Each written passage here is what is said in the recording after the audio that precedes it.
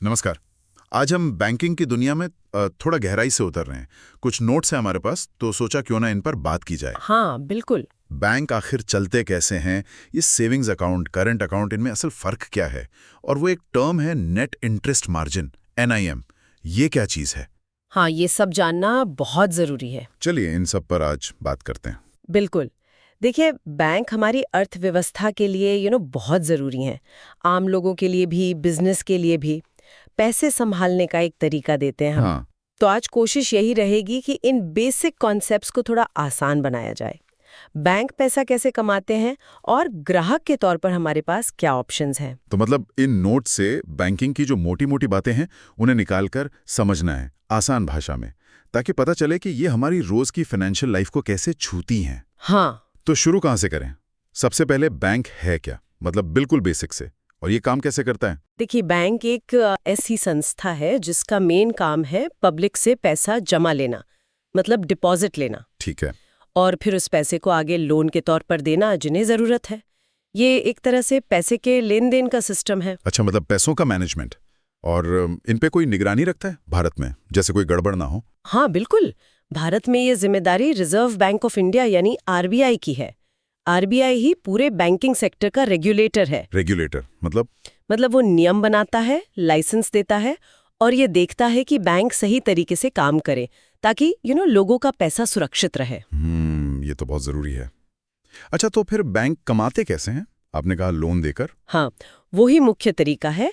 Bank की कमाई का सबसे बड़ा सोर्स है लोन पर मिलने वाला ब्याज। अच्छा। वो कई तरह के लोन देते हैं ना, home loan, corporate loan, personal loan. इन सब पर जो ब्याज मिलता है वो बैंक की कमाई है। इसे हम यील्ड या इनकम कहते हैं। और ये बैंक की भी क्या है, मतलब एसेट या लाइबिलिटी? ये बैंक के लिए संपत्ति है, एसेट, क्योंकि इससे बैंक को पैसा आ रहा है। ठीक है। और जो पैसा हम लोग जमा करते हैं बैंक में, सेविंग्स अकाउंट में या FD में, वो क्या है? वो जो पैसा है जो ग्राहक जमा करते हैं, वो बैंक के लिए एक देनदारी है, लाइबिलिटी। देनदारी क्यों? क्योंकि बैंक को उस पैसे पर ग्राहक को ब्याज देना पड़ता है। अच्छा। हाँ, तो ये बैंक के लिए एक तरह से लागत है। इसे कहते हैं फंड की लागत या cost of fund. Cost of fund. समझ गया। तो एक तरफ संपत्ति है लोन से आने वाला ब्याज, दूसरी तरफ देनदारी, जमा पर जाने वाला ब्याज। बिल्कुल। तो बैंक का मुनाफा क्या इन दोनों के बीच का जो अंतर है उस पर निर्भर करता है? शायद यहीं वो निम वाली बात आती है। एकदम सही पकड़ा आपने, बिल्कुल। बैंक का सारा खेल इसी बैलेंस पर है। लोन पर कितना कमाया यानी यील्ड, और जमा पर कितना खर्च किया यानी कॉस्ट। हाँ। इन दोनों के बीच का जो फर्क है वही है नेट इंटरेस्ट मार्जिन, निम। अच्छा, तो ये NIM इतना महत्वपूर्ण क्यों माना जाता है? देखिए, NIM सीधे सीधे बैंक के प्रॉफिट कमाने की क्षमता दिखाता है। एक आसान सा उदाहरण ले। मान लीजिए बैंक लोन पर औसतन 9% कमा रहा है। ठीक है। और जमा पर, मतलब डिपॉजिट पर, औसतन 4% ब्याज दे रहा है। तो 9 घटा 4, 5%? हाँ, तो 9% 4% इज इक्वल टू 5%। ये 5% ही बैंक का नेट इंटरेस्ट मार्जिन हुआ। इसी मार्जिन से बैंक अपने सारे खर्चे चलाता है और फिर जो बचता है वो मुनाफा होता है। तो अच्छा, NIM होना बहुत जरूरी है बैंक के लिए? बेहद जरूरी। किसी भी बैंक के लंबे समय तक टिके रहने के लिए एक हेल्दी NIM बनाए रखना बहुत जरूरी है। तो आजकल क्या स्थिति है भारतीय बैंकों की NIM को लेकर? कुछ खास ट्रेंड्स? हाँ, यहाँ थोड़ा फर्क दिखता है। कुछ जो नई पीढ़ी के प्राइवेट बैंक हैं और SBI जैसा बड़ा बैंक भी, वो करीब +3% या उससे ज्यादा का NIM मैनेज कर पा रहे हैं, जो अच्छा माना जाता है। हाँ, ये काफी अच्छा माना जाता है। प्रॉफिटेबल ऑपरेशन के लिए ये एक तरह का बेंचमार्क है। और सरकारी बैंक, पब्लिक सेक्टर बैंक्स? उनमें से कई बैंक थोड़े कम निम के साथ काम कर रहे हैं, मतलब करीब 2.2% से 2.7% के आसपास। हालांकि ये आंकड़े तिमाही दर तिमाही बदलते रहते हैं। तो इसका मतलब है कि उनके लिए मुनाफा कमाना ज्यादा चुनौतीपूर्ण है? हाँ, कह सकते हैं। निम कम होने का सीधा मतलब है प्रॉफिट का मार्जिन कम होना। ऐसा क्यों होता है? इसके कई कारण हो सकते हैं, पर एक मुख्य वजह अक्सर होती है फंड की लागत का ज्यादा होना। मतलब अगर बैंक को डिपॉजिट पर ज्यादा ब्याज देना पड़ रहा है, या उनके पास ऐसा पैसा कम है जिस पर कम ब्याज देना पड़े। अच्छा। हाँ, तो उनका निम कम हो जाता है। इसीलिए निम सुधारने के लिए बैंकों को अपनी कॉस्ट ऑफ फंड्स कम करने पर फोकस करना होता है। कम लागत वाला पैसा। आप उन डिपॉजिट्स की बात कर रही हैं जिन पर बैंक को कम ब्याज देना पड़ता है, जैसे सेविंग्स अकाउंट? बिल्कुल, यहीं पर खातों के प्रकार समझना बहुत जरूरी हो जाता है। सबसे कॉमन है बचत खाता यानी सेविंग्स अकाउंट। हाँ, वो तो लगभग सभी का होता है। हाँ, ये मुख्य रूप से आम लोगों के लिए है। छोटे कारोबारी भी रख सकते हैं। मकसद है बचत को बढ़ावा देना और जरूरत पर पैसा आसानी से उपलब्ध होना। और इसकी क्या खासियतें हैं? ब्याज वगैरह कितना मिलता है? ब्याज मिलता है, पर बहुत ज्यादा नहीं। आजकल शायद 2.7% से 3.5% के बीच चल रहा है। अच्छी बात यह है कि 1 अप्रैल 2020 से ब्याज रोज के बैलेंस पर कैलकुलेट होता है। अच्छा, डेली बेसिस पर? हाँ, और टैक्स में भी थोड़ी छूट है। साल में 10,000 रुपए तक का ब्याज इनकम टैक्स फ्री है। ओके। इसमें एक मिनिमम बैलेंस भी रखना होता है, वो हर बैंक का अलग अलग होता है। ठीक है, मतलब सेफ्टी, थोड़ी कमाई और जरूरत पर पैसा मिलना। और दूसरा जो मुख्य खाता है वो है चालू खाता, करंट अकाउंट। हाँ, करंट अकाउंट। ये सेविंग से कैसे अलग है? करंट अकाउंट मुख्य रूप से बिजनेस के लिए होता है। फर्म्स, कंपनियां, ट्रस्ट, जिन्हें रोजाना बहुत सारे ट्रांजैक्शंस करने होते हैं, जैसे पैसा भेजना, लेना, चेक काटना।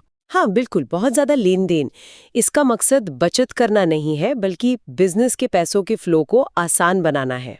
तो क्या इस पर ब्याज मिलता है? नहीं, करंट अकाउंट में जो पैसा रखा होता है उस पर बैंक कोई ब्याज नहीं देता। कोई ब्याज नहीं? नहीं, बल्कि क्योंकि इसमें ट्रांजैक्शंस इतने ज्यादा होते हैं तो बैंक का काम बढ़ता है, इसीलिए बैंक अक्सर इस पर कुछ सर्विस चार्ज भी लेते हैं। अच्छा, तो फोकस सुविधा पर है, कमाई पर नहीं? एकदम, लेन देन की सुविधा ही इसका मुख्य उद्देश्य है। तो सेविंग्स अकाउंट पर कम ब्याज, करंट अकाउंट पर बिल्कुल नहीं। शायद इसीलिए आप इन्हें कम लागत वाला पैसा कह रही थी जब निम की बात हो रही थी। एकदम सही पॉइंट पकड़ा। यहीं से कॉन्सेप्ट आता है कासा रेशियो का। कासा? हाँ, कासा मतलब करंट अकाउंट सेविंग्स अकाउंट। अच्छा। कासा रेशियो ये बताता है कि बैंक के पास जो टोटल डिपॉजिट है उसका कितना % हिस्सा इन करंट और सेविंग्स अकाउंट से आ रहा है। और ये रेशियो बैंकों के लिए इतना जरूरी क्यों है? यहाँ बात दिलचस्प हो जाती है। देखिए, कासा डिपॉजिट्स जो है वो बैंकों के लिए सबसे सस्ते फंड्स होते हैं। हाँ, क्योंकि ब्याज या तो नहीं देना पड़ता है या बहुत कम देना पड़ता है। बिल्कुल, एफडी या आरडी के मुकाबले तो बहुत ही कम। इसलिए जिस बैंक का कासा रेशियो जितना ज्यादा होगा उतना अच्छा? हाँ, उतना अच्छा। आमतौर पर 40% से ऊपर का रेशियो अच्छा माना जाता है। इसका मतलब है कि बैंक की फंड जुटाने की लागत कम होगी और उससे सीधा एनआईएम और प्रॉफिटेबिलिटी पे असर पड़ेगा। एकदम।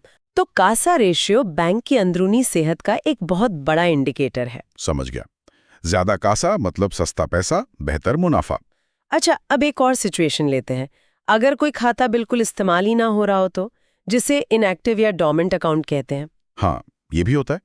अगर किसी सेविंग्स या करंट अकाउंट में 24 महीने यानी पूरे 2 साल तक कोई भी लेन देन ना हो, मतलब न पैसा डाला न निकाला। हाँ बिल्कुल, कोई कस्टमर इनिशिएटेड ट्रांजैक्शन ना हो तो बैंक उसे इनएक्टिव या डोमेंट अकाउंट मान लेता है। ऐसा क्यों करते हैं? ये सुरक्षा के लिहाज से भी होता है, ताकि कोई गलत इस्तेमाल ना हो पाए। और अगर ये खाता बहुत लंबे समय तक ऐसे ही पड़ा रहे तो? अगर कोई खाता 10 साल तक डोमेंट रहता है और उस पर कोई दावा नहीं करता, मतलब कोई उसे क्लेम नहीं करता, तो उस खाते में जो भी पैसा होता है वो आरबीआई को ट्रांसफर कर दिया जाता है। आरबीआई को? फिर उस पैसे का क्या होता है? आरबीआई उस पैसे को एक खास फंड में डालता है जिसका नाम है डिपॉजिटर एजुकेशन अवेयरनेस फंड यानी DEAF। DEAF? हाँ। ये क्या करता है? इस फंड का पैसा आरबीआई इस्तेमाल करता है जमाकर्ताओं यानी हम जैसे आम लोगों को बैंकिंग के बारे में सिखाने और जागरूक बनाने के लिए। अच्छा, लेकिन क्या वो पैसा हमेशा के लिए चला जाता है? नहीं, ऐसा नहीं है। अगर बाद में कोई सही दावेदार मतलब अकाउंट होल्डर या उसका कानूनी वारिस सामने आता है तो वो एक तय प्रक्रिया फॉलो करके आरबीआई से अपना पैसा वापस क्लेम कर सकता है। पर ये दिखाता है कि अपने खातों पर नजर रखना और उन्हें एक्टिव रखना कितना जरूरी है। बिल्कुल। अच्छा, अब थोड़ा निवेश या लंबी अवधि की बचत वाले ऑप्शंस पर आते हैं। फिक्स डिपॉजिट यानी एफडी। हाँ, ये तो बहुत पॉपुलर है। हाँ, एफडी तो शायद सबसे आम तरीका है एक मुश्त रकम को कुछ समय के लिए लॉक करने का। इसमें सेविंग्स अकाउंट से बेहतर ब्याज मिलता है। कितनी अवधि के लिए कर सकते हैं एफडी? कम से कम 7 दिन से लेकर ज्यादा से ज्यादा 10 साल तक के लिए एफडी करवा सकते हैं। और एफडी से जुड़े कुछ नियम, जैसे टैक्स लगता है? हाँ, एफडी पर जो ब्याज मिलता है वो टैक्सेबल होता है। अच्छा। अगर एक फाइनेंशियल ईयर में ब्याज की कुल रकम 40,000 रुपए से ज्यादा हो जाती है तो सीनियर सिटीजन के लिए ये लिमिट अलग है। डीएस काटता है, टैक्स डिडक्टेड एट सोर्स। कितना काटते हैं? अभी फिलहाल ये रेट 10% है, अगर पैन नंबर दिया हुआ है तो। और अगर किसी के इनकम टैक्स के दायरे में आती ही नहीं है तो वो टीडीएस कटने से बच सकता है। उसके लिए उन्हें बैंक में फॉर्म 15G या सीनियर सिटीजन के लिए 15H जमा करना होता है। ठीक है। और मान लीजिए एफडी मैच्योर होने से पहले ही पैसे की जरूरत पड़ जाए, किसी ने 5 साल की एफडी की पर 1 साल बाद ही पैसे चाहिए। हाँ, ऐसा हो सकता है। तब 2 मुख्य रास्ते हैं। एक तो ये कि आप कुछ पेनल्टी भरकर एफडी को समय से पहले तोड़वा लें। और दूसरा ये कि आप अपनी एफडी को गिरवी रखकर उसी के अगेंस्ट लोन ले सकते हैं। अच्छा, कितना लोन मिल जाता है? आमतौर पर बैंक आपकी एफडी की जो मूल रकम और उस पर जमा हुआ ब्याज है उसके 90-95% तक का लोन दे देते हैं। ये बैंक पर निर्भर करता है। ये तो अच्छा ऑप्शन है। अच्छा, नोट्स में एफडी के टाइप भी लिखे हैं, स्टैंडर्ड और क्यूमुलेटिव। इनमें क्या फर्क है? हाँ, स्टैंडर्ड एफडी में जो ब्याज बनता है वो बैंक एक रेगुलर इंटरवल पर, जैसे हर तिमाही या छमाही, आपके सेविंग्स अकाउंट में डाल देता है। ठीक है। तो मैच्योरिटी पर आपको सिर्फ मूल रकम वापस मिलती है। और क्यूमुलेटिव में? क्यूमुलेटिव एफडी में ब्याज आपके खाते में नहीं आता, बल्कि वो मूलधन में जुड़ता जाता है और उस पर भी आगे ब्याज मिलता है, मतलब कंपाउंडिंग होती है। अच्छा।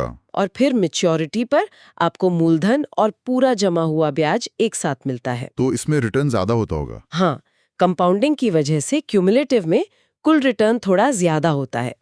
एक और जरूरी बात, एफडी की ब्याज दरें आमतौर पर अवधि यानी टेन्योर पर निर्भर करती हैं, ना कि जमा की राशि पर। मतलब 1 लाख की एफडी या 10 लाख की एफडी पर रेट सेम रहेगा अगर अवधि सेम है? हाँ, आमतौर पर। बस एक एक्सेप्शन है बल्क डिपॉजिट का। Bulk deposit? हाँ, अगर कोई एक बार में 3 करोड़ या उससे ज्यादा जमा करता है तो उसे बल्क डिपॉजिट कहते हैं। उसके नियम और ब्याज दरें थोड़ी अलग हो सकती हैं। अच्छा, 3 करोड़, ठीक है। एफडी जैसा ही एक और होता है रिकरिंग डिपॉजिट, आरडी। हाँ, आरडी यानी रिकरिंग डिपॉजिट। ये उन लोगों के लिए बहुत अच्छा है जो हर महीने थोड़ी थोड़ी बचत करना चाहते हैं। मतलब इसमें हर महीने पैसे डालने होते हैं? हाँ, इसमें आप बैंक के साथ एक अवधि तय करते हैं, मान लीजिए 2 साल या 5 साल, और फिर हर महीने एक फिक्स्ड रकम जमा करते जाते हैं। जैसे 1,000 रुपए या 5,000 रुपए महीना? बिल्कुल। और उस पर आपको लगभग एफडी जितना ही ब्याज मिलता है जो जमा होता रहता है। तो ये एक तरह से जबरदस्ती बचत करवाने का तरीका है? हाँ, कह सकते हैं। एक अनुशासित तरीका है नियमित बचत करने का। इसकी अवधि भी 6 महीने से 10 साल तक हो सकती है। ठीक है। तो एफडी एक मुश्त पैसे के लिए, आरडी हर महीने की बचत के लिए। अब एक आखिरी पर बहुत ही जरूरी चीज रह गई है, नॉमिनेशन फैसिलिटी, नामांकन। हाँ, नॉमिनेशन, ये बहुत महत्वपूर्ण है। ये होता क्या है? नॉमिनेशन का सीधा मतलब है कि आप अपने बैंक खाते या डिपॉजिट के लिए किसी एक व्यक्ति का नाम तय कर देते हैं। किस लिए? ताकि अगर खाता धारक को कुछ हो जाए, मतलब उनकी मृत्यु हो जाए, तो बैंक उस खाते या डिपॉजिट का पैसा उस नामित व्यक्ति यानी नॉमिनी को दे सके। अच्छा, इसका कानूनी आधार क्या है? इसका आधार है बैंकिंग कंपनी नॉमिनेशन रूल्स 1985। और इसका सबसे बड़ा फायदा क्या है? सबसे बड़ा फायदा ये है कि खाता धारक की मृत्यु के बाद बैंक नॉमिनी को पैसा आसानी से दे सकता है। उसे ज्यादा कानूनी चक्करों में, जैसे उत्तराधिकार प्रमाण पत्र वगैरह के लिए नहीं पड़ना पड़ता। तो प्रक्रिया आसान हो जाती है? हाँ, बहुत आसान हो जाती है। ये सुविधा सेविंग्स अकाउंट, एफडी, आरडी सब पर मिलती है। करंट अकाउंट में ये आमतौर पे सिर्फ सोल प्रोप्राइटरशिप फर्म्स के लिए ही लागू होती है। तो क्या हर किसी को नॉमिनी जरूर बनाना चाहिए? मेरी सलाह तो यही है, बिल्कुल अपने हर बैंक अकाउंट, हर एफडी, हर आरडी में नॉमिनी का नाम जरूर दर्ज करवाना चाहिए। क्यों इतना जोर दे रही हैं आप इस पर? क्योंकि ये सुनिश्चित करता है कि आपके बाद आपका पैसा सही हाथों में, और सबसे जरूरी, बिना किसी परेशानी के पहुंच जाए। नॉमिनी एक तरह से ट्रस्टी होता है उस पैसे का। बैंक नॉमिनी को पेमेंट करके अपनी जिम्मेदारी पूरी कर देता है। इससे बाद में परिवार में होने वाले झगड़ों या कानूनी दिक्कतों से बचा जा सकता है। ये तो बहुत जरूरी बात है। हाँ जी। तो आज हमने बैंकिंग की काफी सारी बुनियादी मगर अहम बातें समझी। बैंक कैसे कमाते हैं, निम से सेविंग्स और करंट अकाउंट का फर्क, कासा रेशो का महत्व, हाँ, और एफडी आरडी के ऑप्शंस, और नॉमिनेशन की जरूरत, उम्मीद है ये सारी जानकारी लोगों के काम आएगी, मतलब अपने पैसे को बेहतर समझने में मदद मिलेगी। निश्चित रूप से ये बेसिक्स पता होना बहुत जरूरी है, तभी हम सही फाइनेंशियल फैसले ले सकते हैं। बिल्कुल। और अंत में एक बात सोचने के लिए छोड़ जाते हैं। हाँ, हम देख रहे हैं कि डिजिटल बैंकिंग कितनी तेजी से बढ़ रही है। बिल्कुल। पेमेंट्स के नए नए तरीके आ रहे हैं, फिनटेक कंपनियां आ रही हैं। हाँ, सब कुछ बदल रहा है। तो ऐसे में ये जो पारंपरिक बैंकिंग प्रोडक्ट्स हैं, सेविंग्स अकाउंट, एफडी, आरडी, इनका भविष्य क्या है? क्या ये ऐसे ही चलते रहेंगे या टेक्नोलॉजी इन्हें पूरी तरह बदल देगी या इनका महत्व कम हो जाएगा? ये तो सोचने वाली बात है। हाँ, ये देखना दिलचस्प होगा कि आने वाले वक्त में बैंकिंग का चेहरा कैसा होता है।